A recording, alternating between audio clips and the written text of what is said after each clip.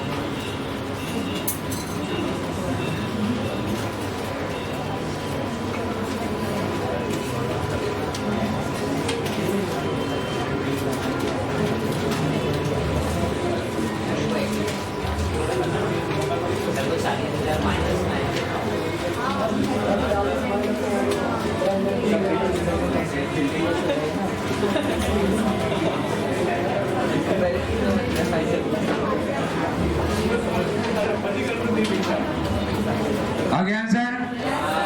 40 minus में था, ठीक है।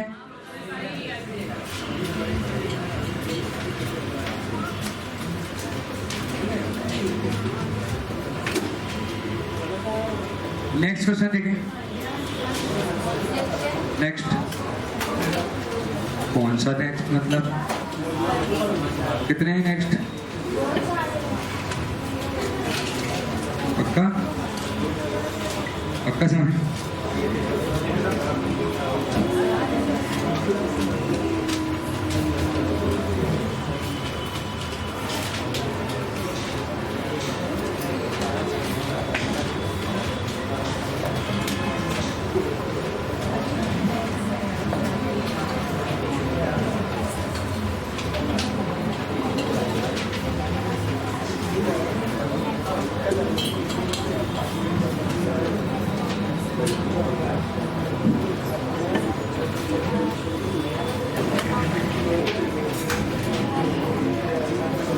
भूल देंगे। देखिए क्वेश्चन नंबर 13।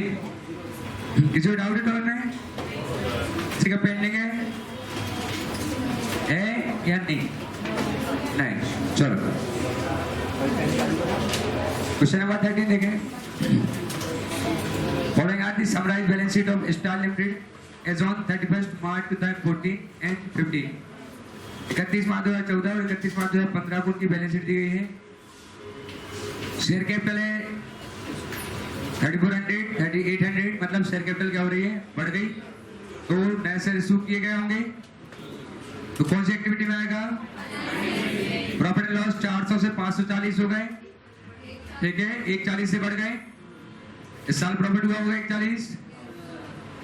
प्रीमियम 40 से 80 हो गया, तो प्रीमियम बढ़ने का कारण क्या हो सकता है? शेयर इशू किए गए, ठीक है। 14% डिबेंचर्स हैं, 800 के थे 900 के हो गए, और इशू किए गए कितने के? 100 के। डिबेंचर का ब्याज निकालेंगे और ब्याज को ऑपरेटिंग में क्या करेंगे? प्लस, और फाइनेंसिंग से माइनस। और ओपनिंग पे निकालेंगे, क्लोजिंग पे निकालेंगे, डिपेंड करता है कि तुमने कब इशू किए। कुछ ना कहा जाए तो तुम्हें जो मानना हो मान लेना, कोई फर्क नहीं पड़ेगा, आंसर सेम आएगा। लेकिन लॉन्ग टर्म बोरोइंग 81 की थी, 240 की हो गई, ये कौन सी एक्टिविटी में आएगा? लॉन्ग टर्म में तो क्या वर्किंग कैपिटल में आ सकता है? लॉन्ग टर्म वर्किंग कैपिटल में आता है क्या? शॉर्ट टर्म आता है current asset minus current liability.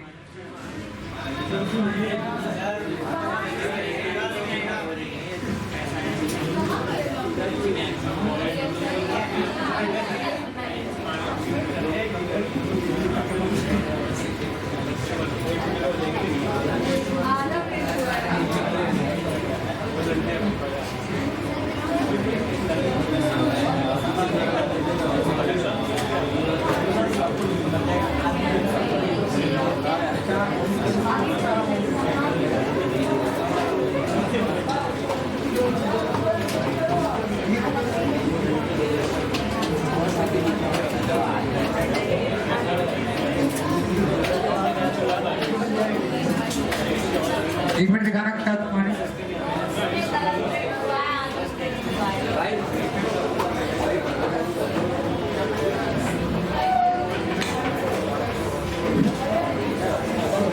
अगले पेज पे देखें 26 पे एक एक्सरसाइज में क्वेश्चन है।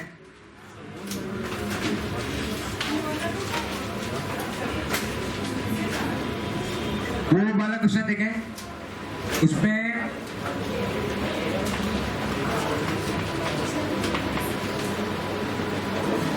इक्विटी शेयर कैपिटल 10 लाख की है ओपनिंग में और 12.5 लाख की क्लोजिंग।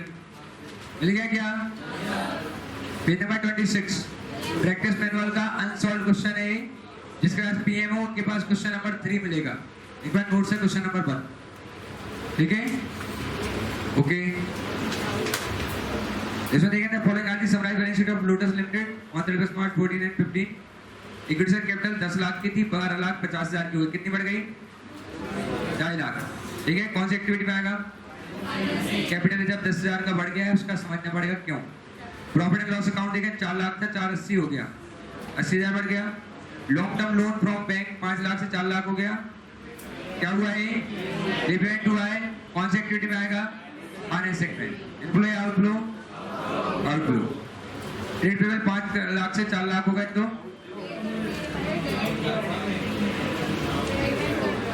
ठीक है। करंट लायबिलिटी क्या हो रही है? डिक्रीज तो नहीं है, तो क्या करेंगे? प्लस या माइनस? माइनस। लायबिलिटी कम होने का मतलब है आपने लायबिलिटी का पेमेंट किया है ना, अब पेमेंट किया तो पैसे गए, तो क्या हुआ कैश फ्लो में? माइनस। प्रोविजन फॉर टैक्स 50 का था, 60 का हो गया। ठीक है, प्रोविजन फॉर टैक्स में क्या होता है, अगर कुछ और ना कहा जाए तो जो पुराना टैक्स होगा वो हम इस बार पे कर देंगे, क्योंकि पिछले साल का टैक्स हम इस बार चुकाते हैं असेसमेंट ईयर में, और इस बार का जो टैक्स है वो इस बार के पीएनएल से निकला होगा तो उसको पीएनएल में जोड़ देंगे।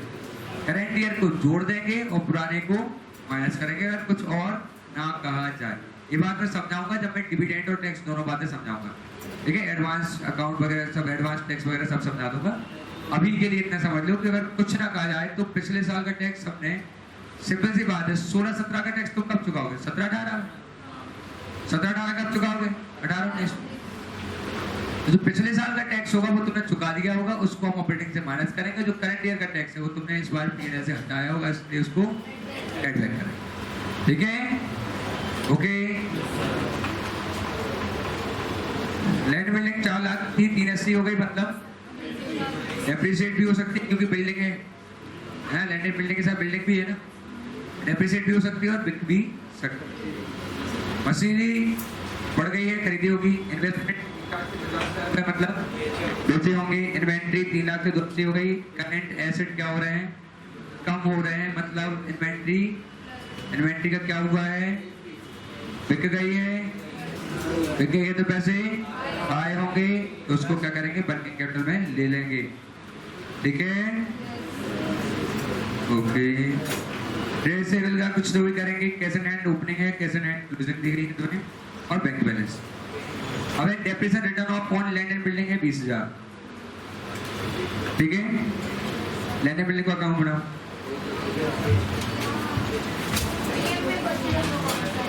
हाँ, तुम तब से ढूंढ रहे थे, तीसरा क्वेश्चन दिखाओ पीएम कौन सा है तुम्हारे पास? अकाउंट बनाओ तुम लोग। एक्सरसाइज 3 तो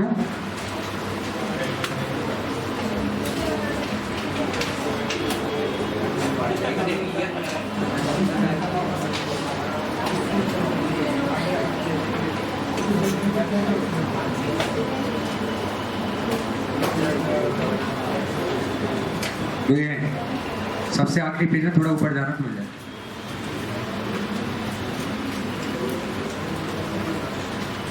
पंद्रह मिनट में हर हाल में सॉल्यूशन चाहिए इसका, है ना? तो उसी स्पीड से काम करो।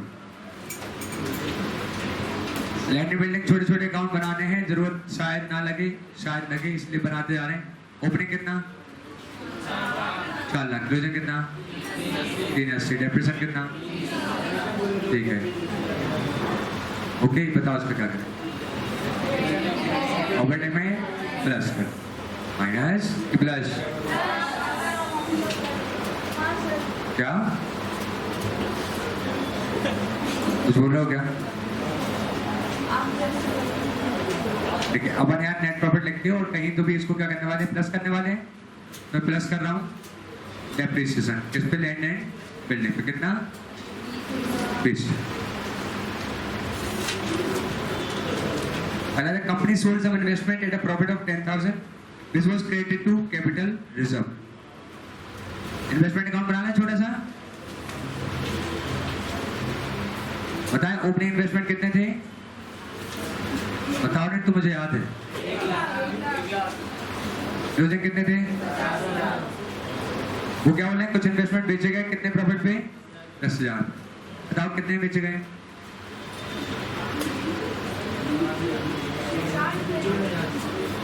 1 लाख थे ओपनिंग में। क्लोजिंग में कितने? 50। कितने गायब हैं? 50। कितने प्रॉफिट बेचे गए? 10। तो कितने बेचे गए? 60। तो बाय बैंक कितना? 60,000। और प्रॉफिट हुआ तो P&L में डाला गया, क्या कैपिटल रिजर्व में डाला गया। ठीक है, चलो बताओ ट्रीटमेंट क्या होंगे इसके? पहले ट्रीटमेंट बता दो, फिर लिख लेना तुम। इसका क्या होगा? इन्वेस्टिंग में इसका क्या होगा? क्या एक ऑपरेटिंग में जुड़ा हुआ है? तो कुछ भी नहीं होगा, नो ट्रीटमेंट।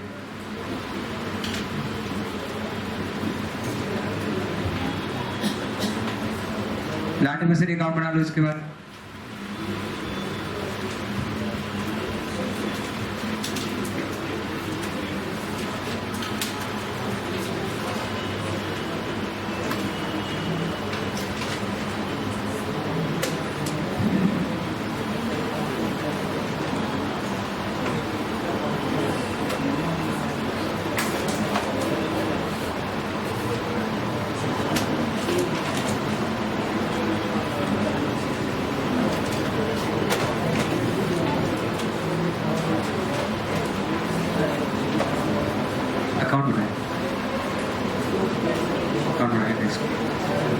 प्लांट में से एक अकाउंट बनाया।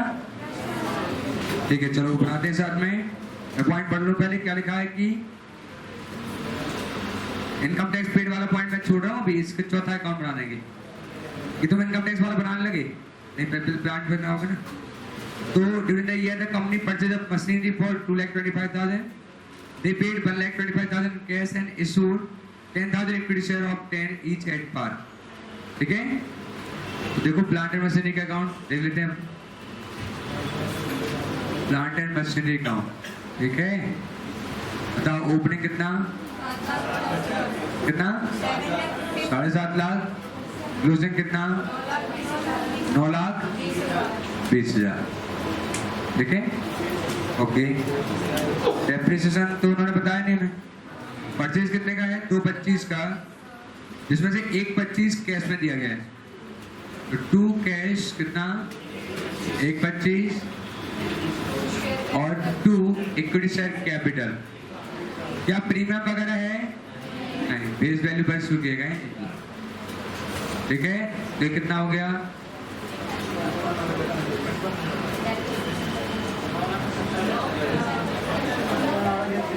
क्या कुछ बैलेंस वगैरह आ रहा है? वो क्या होगा? या फिर क्या सेल भी हो सकता है? क्यों? सेल होगा तो बताएंगे तो कि प्रॉफिट हुआ कि लॉस हुआ, कुछ तो बोलेंगे। ठीक है, और डेप्रिसिएशन तो होता ही है, उसमें सोचने वाली कोई बात ही नहीं, इसलिए वही होगा। कितना? 55,000। बताओ इसके ट्रीटमेंट्स क्या हो? 55,000 क्या करेंगे हम ऑपरेटिंग में प्लस 1,25,000 को इन्वेस्टमेंट में माइनस। इस 1,00,000 को नो ट्रीटमेंट, क्योंकि इसका कुछ नहीं होना। अब देखना इक्विटी से कितनी हुई है, फिर से देखना क्वेश्चन में चेक करना। 2,50,000 की इक्विटी से कैपिटल हुई है, कितने 2,50,000 ना, 2,50,000 ना। 1,00,000 तो एसेट के चक्कर में चली गई, बाकी 1,50,000 रुपए से पैसा आया होगा, है ना। तो बना लेंगे इसको आराम से, जब जरूरत पड़ेगी बना। 2,50,000 की कैपिटल बढ़ी है, जिसमें 1,00,000 तो मशीन खरीदने में लग गई, तो 1,50,000 रुपए के और होगा। तो टैक्स का अकाउंट और बना लें। एक टैक्स पेड दिया गया तुम्हें कितना 55,000, तो अकाउंट बना लो प्रोविजन फॉर टैक्स का। Provision for tax opening balance कितना था, लायबिलिटी है एसेट है प्रोविजन फॉर टैक्स। ओपनिंग कितना था 50, क्लोजिंग कितना है 60, क्या पे करने की एंट्री बताओ, पैसा जाएगा तो प्रोविजन फॉर टैक्स या टैक्स टू बैंक। तो देखिए पुराना 50 था जिसमें हमने चुकाया 55 है, तो कितना कम प्रोविजन बना हुआ था। हाँ मतलब इस बार कितना बनेगा, एसेट बनेगा कहां से, P&L से, कितना 65। विदाउट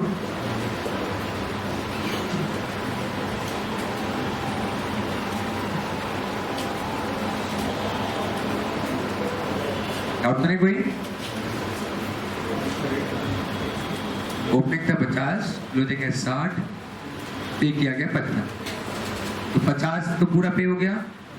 5,000 कम पड़ गए अपने पास, तो 5 तो हमें जो कम पड़ गया उसके लिए चाहिए और 60 क्लोजिंग के लिए चाहिए, इसलिए हमें कितना प्रोविजन चाहिए 65। 5 जो पिछले साल के लिए कम पड़ गया वो, और 60,000 जो क्लोजिंग है, ऐसा हमें कितना चाहिए 65,000 का प्रोविजन चाहिए। बताओ इसके ट्रीटमेंट क्या होगा। इस 55 का क्या करेंगे ऑपरेटिंग से, और इसका क्या करेंगे नेट प्रॉफिट, मतलब ऑपरेटिंग में प्लस। और कोई एडिशनल इन्फॉर्मेशन है क्या, नहीं। तो पहले वर्किंग नोट को इफेक्ट दे दो और फिर हम पहले से पढ़ते जाएंगे करते जाएंगे, ठीक है। सबसे पहले वर्किंग नोट के इफेक्ट्स दे करें साथ में। अच्छा नेट प्रॉफिट कितना होगा, कोई जनरल वगैरह है क्या, तो जितना P&L में ट्रांसफर हुआ कितना 80, सही है। ये तो बाद में ऐड करेंगे, मैं तो नेट प्रॉफिट पूछ रहा हूँ ना, है ना। नेट प्रॉफिट कितना होगा 80 होगा, क्योंकि प्रॉफिट पहले कितना 4 लाख था, अब 480 हो गया है, और कोई डिविडेंड नहीं है, कोई रिजर्व नहीं है। ओके करें तो यहाँ पे नेट प्रॉफिट कितना हो जाएगा, हाँ अमाउंट क्या क्या बताना, 4 लाख और 480, 4 लाख माइनस 480 हो जाएगा 80,000। अब वर्किंग नोट वाला पोर्शन कर लो प्लीज, देखिए यहां से शुरू कर लें सीक्वेंस से, है ना। यहाँ कितना लैंड एंड बिल्डिंग का डेप्रिसिएशन जोड़ेंगे हम, डेप्रिसिएशन लैंड एंड बिल्डिंग का कितना 20,000 का डेप्रिसिएशन लैंड एंड बिल्डिंग का जोड़ देंगे, ये हो गया। यहाँ पे इन्वेस्टमेंट में 5 बैंक कितना 60, इन्वेस्टमेंट बेचे थे 60 में, तो ये इन्वेस्टिंग एक्टिविटी है, और यहाँ पे आ जाएगा फाइनेंसिंग। तो सेल ऑफ इन्वेस्टमेंट कितने का 60, ठीक है। तो ये भी हो गया। इसका क्या करें, ट्रीटमेंट होगा या नहीं होगा, ठीक है। इसका क्या करें, तो जोड़ दें। प्लांट एंड मशीनरी का डेप्रिसिएशन कितना 55,000 जोड़ देंगे, ये भी हो गया। 1,25,000 का क्या करें, प्लांट मशीनरी खरीदी हमने, तो purchase of plant and machinery कितना 1,25,000, तो क्या करें इसको माइनस करें। अब हाँ, लेकिन 1 लाख का कंसिडरेशन शेयर देके हुआ ना, कैश फ्लो देखना है, केवल कैश का फ्लो देखना है हमें। तो कितना गया यहाँ पे 1,25,000, इस 1 लाख का यहाँ कुछ करना है क्या नहीं। अब प्रोविजन फॉर टैक्स का क्या करें, 65,000 को प्लस प्रोविजन फॉर टैक्स जोड़ दें, है ना। ज्यादा सामान को अंदर लिख सकते हो, बाहर जोड़ दो, कोई फर्क नहीं पड़ता। जाएगा net profit before provision for tax, ठीक है। ये कितना हो रहा है, ओके। इस 55,000 को माइनस करेंगे, तो मैं माइनस कर देता हूँ टैक्स पेड, सबसे एंड में कितना 55।